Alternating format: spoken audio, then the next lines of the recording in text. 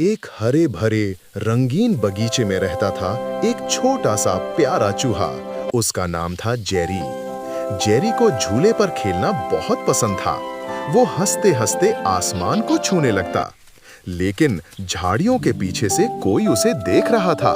शरारती काली बिल्ली। बिल्ली ने मजाक मजाक में झूला धक्का दिया। जेरी नीचे गिर गया और डर गया। जेरी की आंखों में आंसू आ गए। वो बहुत उदास हो गया। रोते रोते जेरी अपने सबसे अच्छे दोस्त के पास पहुंचा, प्यारे से कुत्ते पप्पी के पास।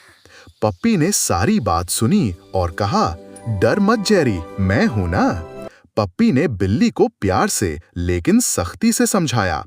बिल्ली को अपनी गलती समझ आ गई। जेरी और पप्पी फिर से खुश हो गए। दोस्ती की जीत हुई और Land. Don't forget to like and subscribe.